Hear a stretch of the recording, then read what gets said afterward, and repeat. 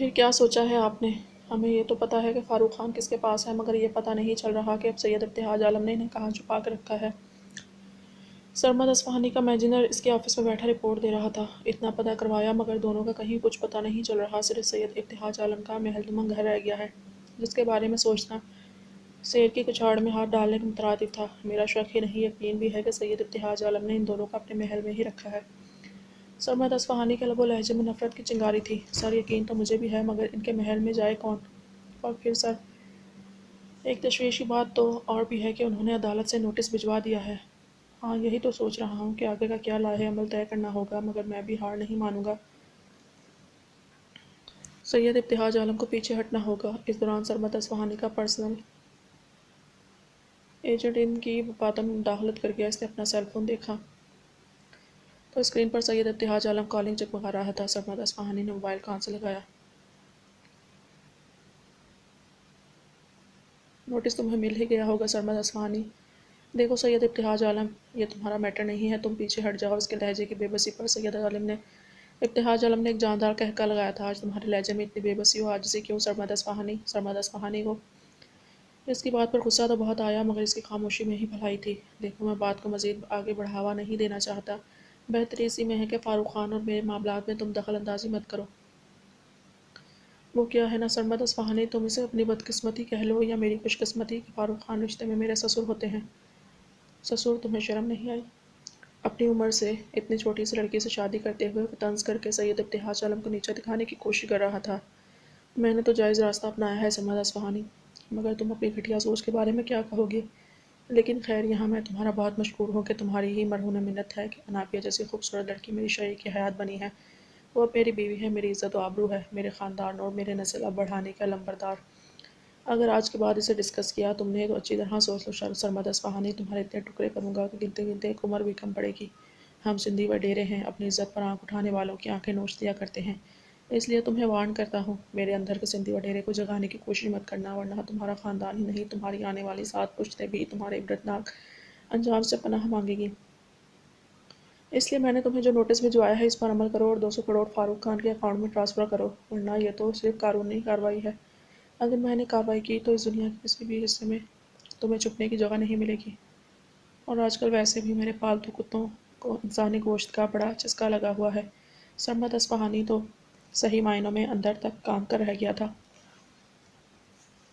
سید ابتہاج عالم نے اس کا سارا کھیل بگاڑ دیا تھا، اور سید ابتہاج عالم جو کہہ رہا تھا وہ اس پر عمل بھی کرے گا، یہ بھی وہ جانتا تھا۔ سب کچھ بالکل ٹھیک جا رہا تھا۔ فاروق خان کو اس بات کا یقین ہو چلا تھا کہ سرمد اصفہانی کے 200 کروڑ کا اس سے نقصان ہوا ہے، جسے اسے ہر صورت ادا کرنا ہے، اور اگر نہ کر سکا تو اس کی حسین ترین بیٹی 200 کروڑ کے عوض دینی پڑے گی۔ اور انابیہ اس کے پاس آ بھی جاتی، مگر سید ابتہاج عالم نے آ کر سارا معاملہ تہس نہس کر دیا تھا، اور اس کی راہ میں آنا موت کو دعوت دینا تھا، کیونکہ اس کا مقابلہ وہ نہیں کر پائے گا۔ لیکن وہ ہار بھی نہیں ماننا چاہتا تھا۔ کیا بات ہے سر، کیا کہہ رہے تھے سید ابتہاج عالم؟ مینیجر تشویش زدہ نظروں سے سرمد اصفہانی کو دیکھ رہا تھا، دھمکی دے رہا تھا۔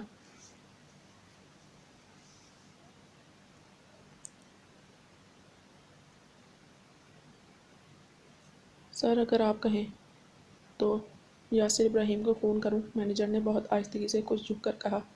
سرمد اصفہانی نے مینیجر کو دیکھا تو اس کا مطلب سمجھا۔ اس کے دماغ کے اعصاب ڈھیلے پڑنے لگے، ہونٹوں پر ایک کمینے سی مسکراہٹ آئی۔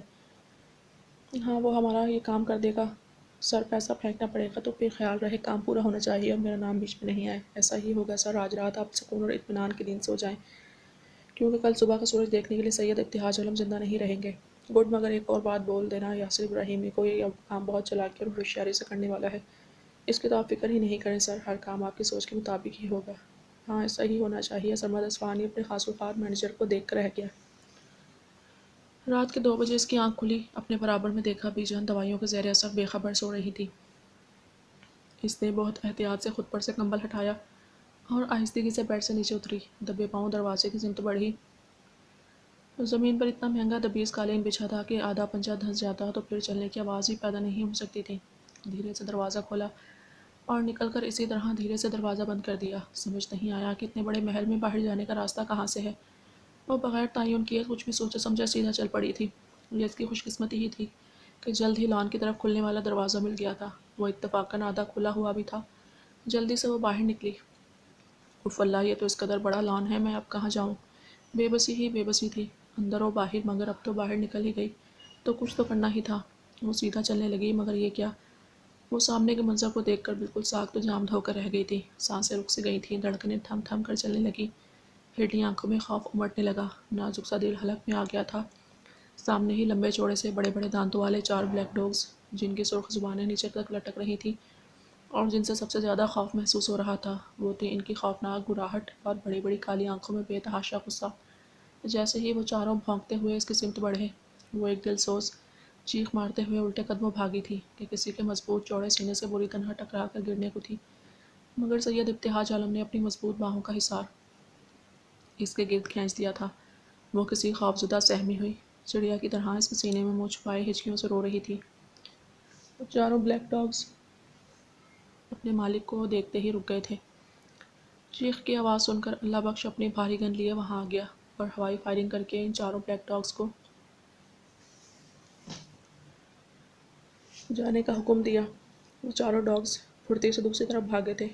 سید ابتہاج عالم نے ایک گہری سانس کھینچی اور اس نازک سی لڑکی کو اپنے ہمراہ لیے اندر آیا تھا۔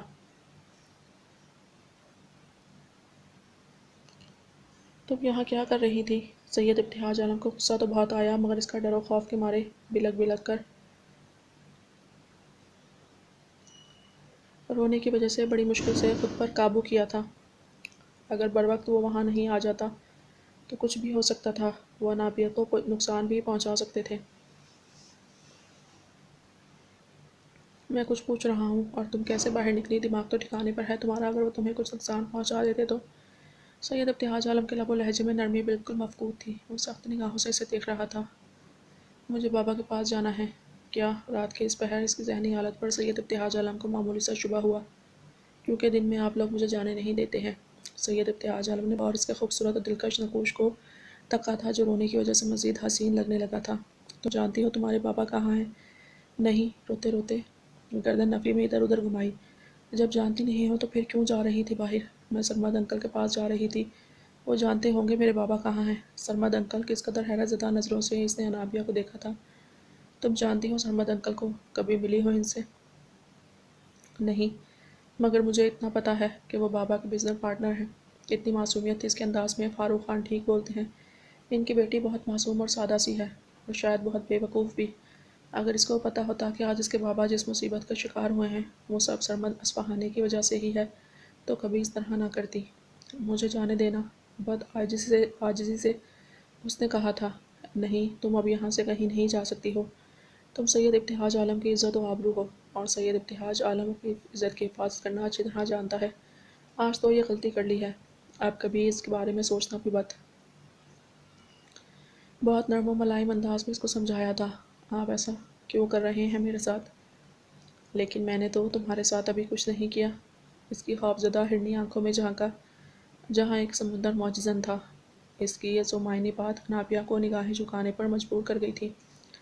سید ابتہاج عالم نے اس کے چہرے کے بدلتے موسم کو بغور دیکھا تھا۔ اس کے ان آبی گداز لبوں پر مسکراہٹ آئی تھی۔ وہ 2 قدم اور آگے بڑھا اور اس کے نازک شانوں پر اپنی مضبوط ہتھیلیاں رکھ دیں، بہت چاہت سے اسے دیکھتے ہوئے۔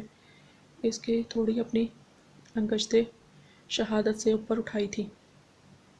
بڑی مشکل سے انابیہ نے اپنی باری بوجھل گھنیری پلکوں کی باڑ اوپر اٹھائی۔ اپنے اس چھوٹے سے دماغ پر زیادہ زور مت ڈالا کرو، اپنی ساری سوچوں کو ایک طرف اٹھا کے رکھو۔ یہ کام مجھ پر ہی چھوڑ دو۔ اگر اپنے بابا کے لیے پریشان ہو تو بے فکر رہو، وہ بالکل ٹھیک ہے۔ کچھ ٹریٹمنٹ چل رہا ہے، جیسے ہی وہ پورا ہوتا ہے تو وہ تم سے خود آ کر ملیں گے۔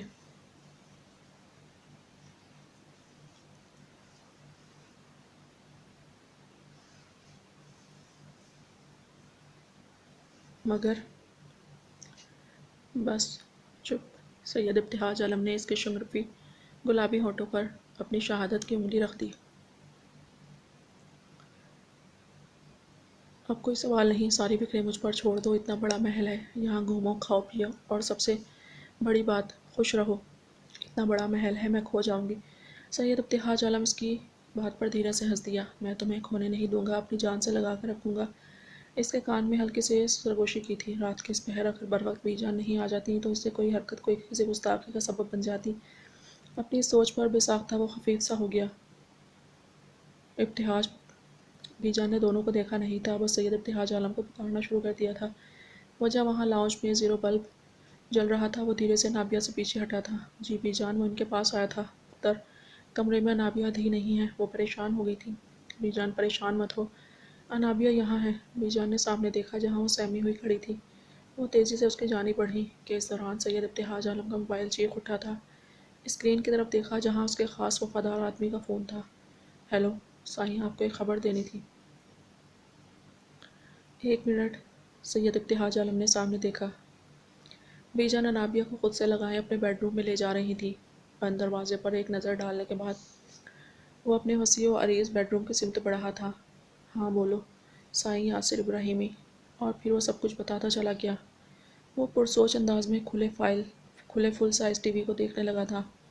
سرمد اصفہانی سے مجھے ہر کمینگی کی توقع ہے۔ اب تک ہم اسے آرام سے اور پیار سے سمجھا رہے تھے، مگر وہ کہتے ہیں نا کہ لاتوں کے بھوت باتوں سے نہیں مانتے۔ تم ایک کام کرو، یاسر ابراہیمی کو ڈیرے پر لے کر پہنچو، میں وہیں آتا ہوں۔ حکم سائیں۔ موبائل آف ہو چکا تھا۔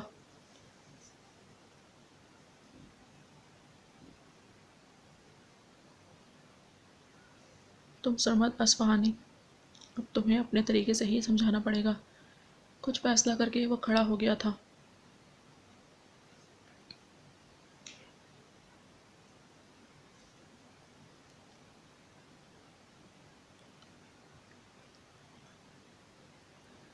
وہ اس وقت گہری سوچوں میں غلطاں بہت انہماک سے کسی غیر مرئی نقطے پر نگاہیں ٹکائے ہوئے تھی۔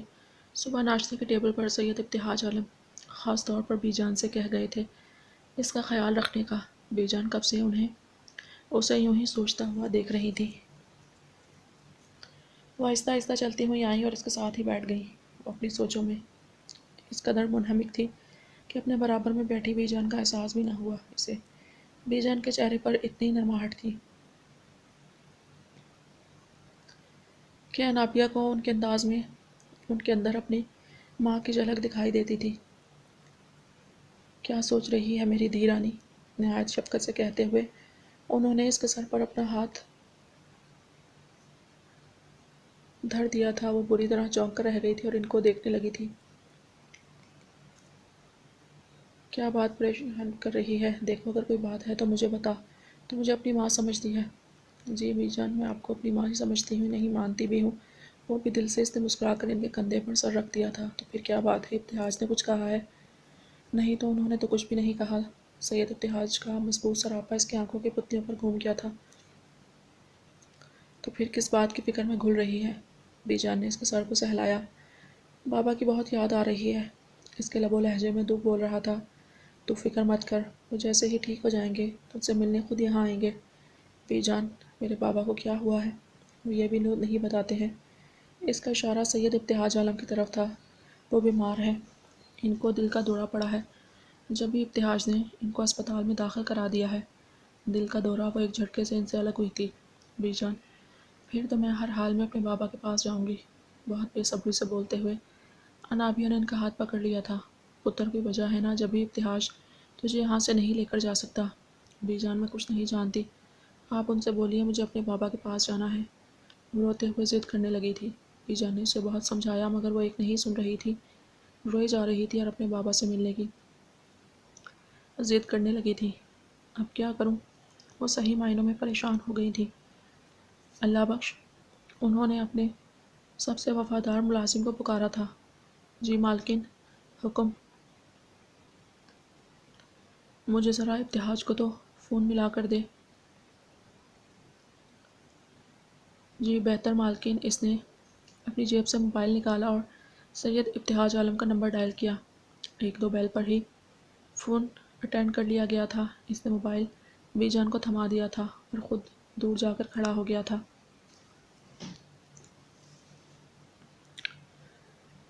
ہاں اللہ بخش، کیا بات ہے؟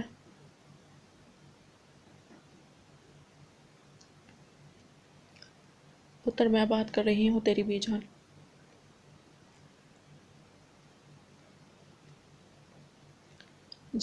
جی بی جان، بولیے، سب خیریت ہے نا؟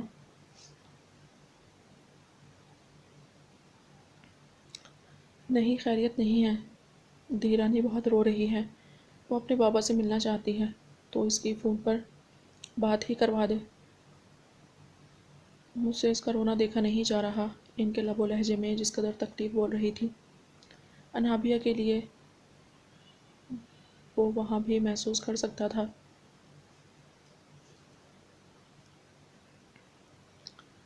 اوکے، آپ انابیہ کو فون دیں، میری بات کروائیں۔ بی جان نے فون انابیہ کی سمت بڑھایا۔ لے بات کر، ابتہاج بات کرے گا۔ نہیں ڈانٹیں گے مجھے، وہ روتے ہوئے گردن نفی میں ادھر ادھر ہلانے لگی۔ اس کی آواز موبائل کے اس پارس سید ابتہاج عالم کے سماعت تک پہنچ گئی تھی۔ اس کے منابع اداس لبوں پر دھیمی سی مسکراہٹ پینگی۔ نہیں ڈانٹے گا، میں ہوں نا تیرے پاس، اگر ڈانٹا تو دیکھنا کیسے اس کے کان کھینچوں گی۔ تیرے سامنے ہی۔ بی جان کی کچھ دھاڑس ملی تو موبائل کانوں سے لگا لیا۔ ہیلو سڑ سڑ کرتی آواز نکلی تھی، اگر میری ڈانٹ کی اتنی ہی فکر ہے تو کیوں پریشان کرتی ہو بی جان کو؟ مجھے بابا کے پاس بھیج دینا۔ سید ابتہاج عالم کچھ دیر خاموش رہا تھا۔ تمہیں اپنے بابا کے پاس جانا ہے؟ جی ٹھیک ہے، میں رات میں آتا ہوں تو تمہاری بات کروا دوں گا۔ تمہارے بابا سے خوش؟ آپ سچ بول رہے ہیں نا؟ وہ یقین بے یقینی کی کیفیت میں بولی تھی۔ بالکل سچ، مگر پہلے وعدہ کرو کہ اب بی جان کو پریشان نہیں کرو گی۔ جی نہیں کروں گی، وہ دل ہی دل میں خوش ہو گئی تھی کہ اس کے چہرے اور لہجے سے دل کی خوشی عیاں تھی۔ بی جان نے جانثار ہوتی نظروں سے اسے دیکھا تھا۔ تو پھر ٹھیک ہے، میں بھی اپنا وعدہ پورا کروں گا۔ تم بی جان کو فون دو۔ اس نے موبائل بی جان کو دیا تو